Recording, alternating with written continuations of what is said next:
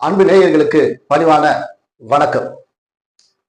சமீப காலமாக விடுதலை சிறுத்தைகள் கட்சிகள் மீது அண்ணன் எழுச்சி தமிழர் தொல் திருமாவளவன் அவர்கள் மீது ஒரு ஒரு வகையான கும்பல், அதாவது இந்த சங்கி கூட்டம், சங்கிகளின் தம்பிகளான ஆமை கூட்டம், இவர்கள் எல்லாம் சேர்ந்து அவர் மீது பல அவதூறுகளை தொடர்ச்சியாக வைத்துக் கொண்டே இருக்கிறார்கள். நான் பதிவிட வேண்டும் என்று நான் நினைத்தால் கூட நேரமின்மை காரணமாக இது அப்படியே தள்ளிக்கிட்டே போச்சு.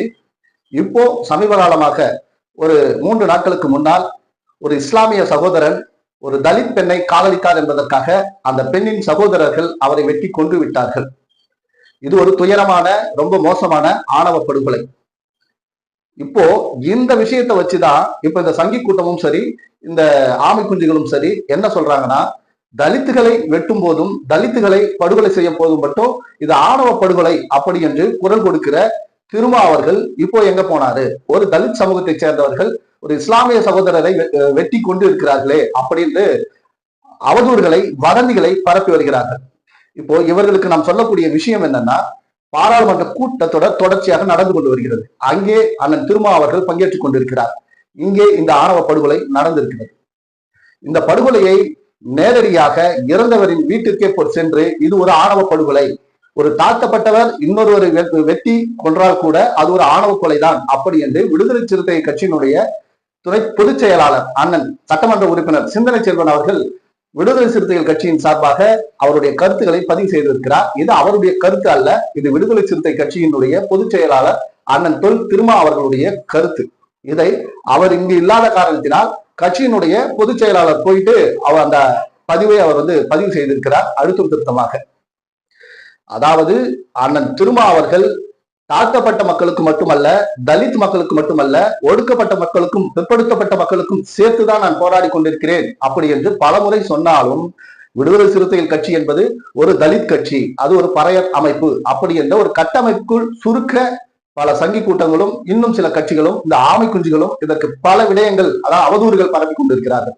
சீமான் ஒரு பேட்டியில சொல்லியிருப்பாரு, ரொம்ப பெருமையாக பேசுறது போல, அதான் வஞ்ச புகழ்ச்சி அணி. அதாவது திருமா அவர்கள், என்னுடைய அண்ணன் திருமாவளவன் அவர்கள் ஏதாவது ஒரு பொது தொகுதியை கேட்டு வாங்கி நின்று ஜெயிக்க முடியுமா, உங்களால் வெற்றி பெற முடியுமா அப்படின்னு சொல்லி.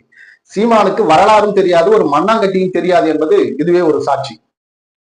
விடுதலை சிறுத்தைகள் கட்சி தன்னுடைய அரசியல், வாக்கு அரசியலில் பங்கேற்ற நாள் முதல் பொது தொகுதிகள் வாங்கிதான் இருக்கிறாங்க. வாங்கி அவர்கள் போட்டியிட்டு தோல்வியும் அடைந்திருக்கிறார்கள். முதல் முறையாக திராவிட முன்னேற்ற கழக கூட்டணியில்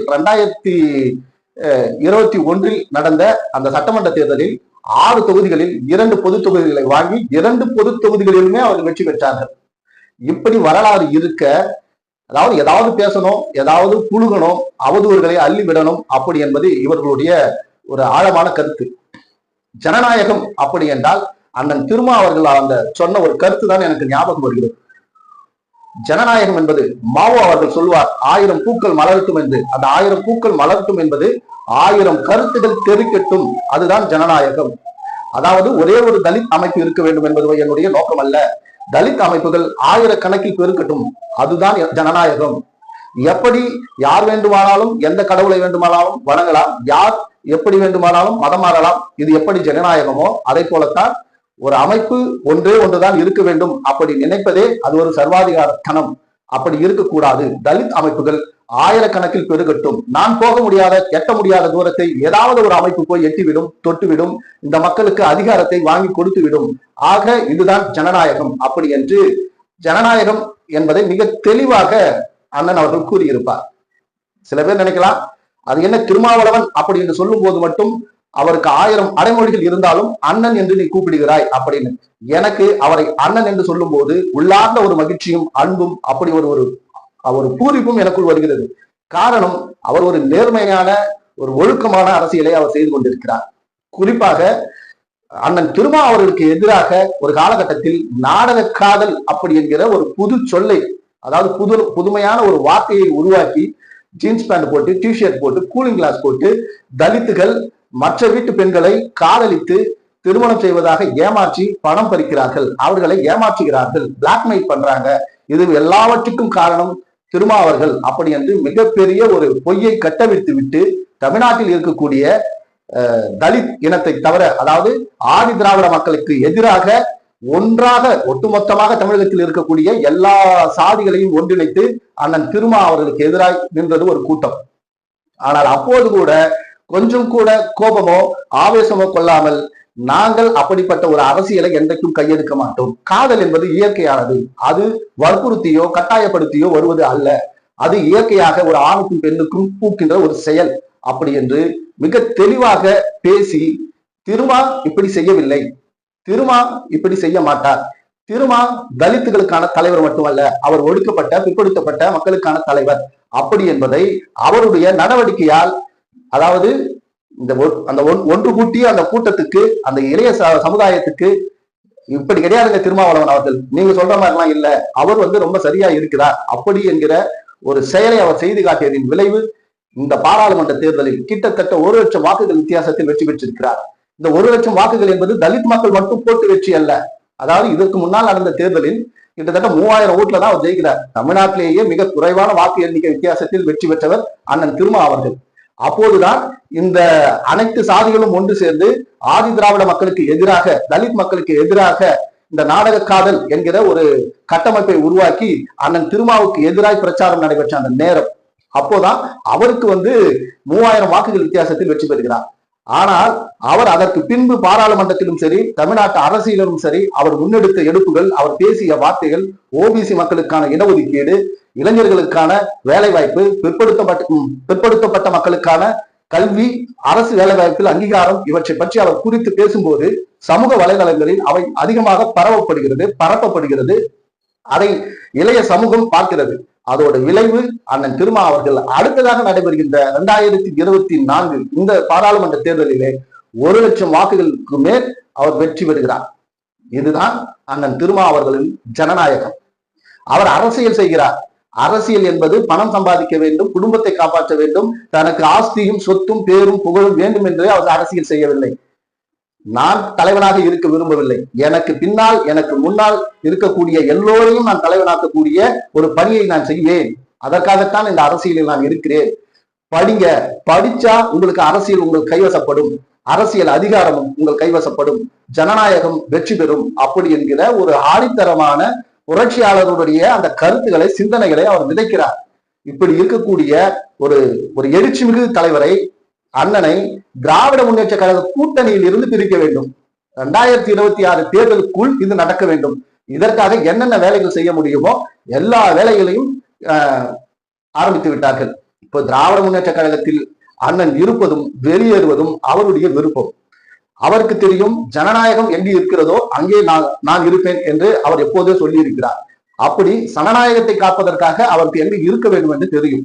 ஒருவேளை அவர் திராவிட முன்னேற்ற கழகத்தை கூட்டணியை விட்டு வெளியே போக வேண்டும் என்று விரும்பினால் அவர் யார் சொல்லியும் யாருடைய விமர்சனத்துக்கும் கட்டுப்பட்டு வெளியே போக மாட்டார். அவருக்கு தோன்ற வேண்டும், அவருக்கு சரியான பட வேண்டும், அப்பதான் வெளியில போவார். இது தெரியாம இந்த சீமானும் சரி, இந்த சீமானுடைய ஆமை குஞ்சுகளும் சரி, சங்கி கூட்டமும் சரி, இப்படி ஒரு கேவலமான ஒரு மட்டமான அவதூறுகளை, அதாவது ஒரு தலித் ஒரு இஸ்லாமிய இளைஞரை கொண்டு விட்டால் இது ஆணவ படுகொலை அல்ல வராதா, திருமாவளவன் அவர்கள் இதை கண்டிக்க மாட்டாரா அப்படின்னு கேள்வி கேட்பது மிகப்பெரிய முட்டாள்தனம். அதாவது அண்ணன் திருமா அவர்களுக்கு எல்லா உயிர்களும் ஒன்றுதான், அதைத்தான் அவர் சொல்லிட்டே இருக்கார். சாதி அடிப்படையில், வர்க்க அடிப்படையில் யாரையும் பிரிக்காதீங்க, அது இந்த மாநில சமூகத்துக்கே எதிரானது, நம்ம எல்லாரும் மனிதம் மட்டும் போற்ற வேண்டும் அப்படி என்கிற ஒரு கொள்கையில் வருகிறார். புரட்சியாளர் அம்பேத்கரின் கொள்கையை அவர் முன்னெடுக்கிறார், தந்தை பெரியாரின் கொள்கையை அவர் முன்னெடுக்கிறார்.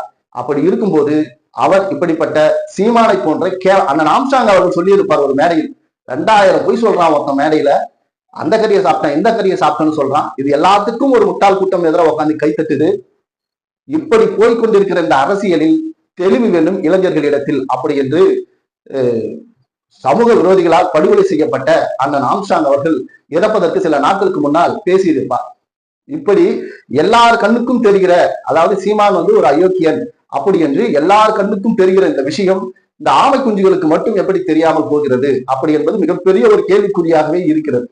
ஒரு தம்பி போட்டிருக்கான், இந்த நாம் தமிழர் பிசிறு ஆமை குஞ்சு, அதாவது ரஞ்சித் அவர்களுக்கும் திருமா அவர்களுக்கும் பிரச்சனை, உடையும் விடுதலை சிறுத்தைகள், நொறுங்கும் விடுதலை சிறுத்தைகள். டேய், எனக்கு அதாவது என்னுடைய கொள்கை வேறு, என்னுடைய இயக்கம் வேறு, ஆனாலும் அண்ணன் திருமா என்று வரும்போது நாங்கள் ஏன் அவரை ஆதரிக்கிறோம், அவர் பக்கம் நிற்கிறோம்னா, அவர் ஜனநாயகத்தை பேசுகிறார், பாதிக்கப்பட்ட மக்களின் பக்கம்தான் நிற்க வேண்டும் என்று ரொம்ப தெளிவா பேசுறாரு. அப்படிப்பட்ட ஒரு முதிர்ச்சியான ஒரு நேர்மையான அரசியல்வாதி அவர் எங்க? அண்ணன் ரஞ்சித் அவர்கள் அதே மேடையில் பதில் சொல்லிட்டார். அண்ணா, உங்களுக்கு எதிராக நாங்கள் ஒருபோதும் நாங்கள் எந்த ஒரு விஷயத்தையும் செய்ய மாட்டோம், காரணம் நீங்கள் எங்களுடைய குரல் அப்படின்னு சொல்லி ரொம்ப தெளிவாக அண்ணன் ஆம்சாங் அவர்களுடைய அந்த பேரணியில் அவர் வந்து தெளிவா சொல்லிட்டாரு. அப்படி இருக்கும்போது இந்த கட்டிங் ஒட்டிங் வேலையெல்லாம் பார்த்து அண்ணன் திருமா அவர்களுக்கும் அண்ணன் ரஞ்சித் அவர்களுக்கும் ஏதோ ஒரு மிகப்பெரிய சர்ச்சை சலசலப்பு, இதனால் சிறுத்தைகள் வந்து உடைய போகிறது.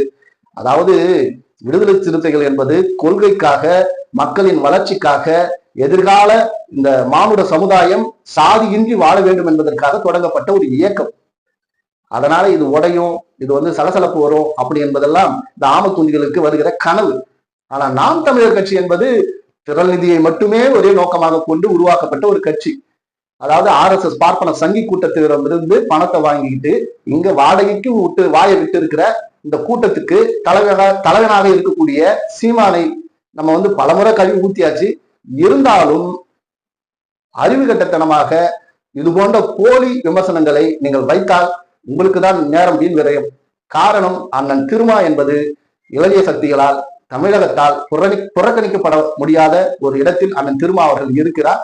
அவர் என்றைக்கும் புரட்சியாளர் அம்பேத்கரனுடைய வழியில், தந்தை பெரியாரின் வழியில் சமூக நீதியை பேசிக்கொண்டே இருப்பார்.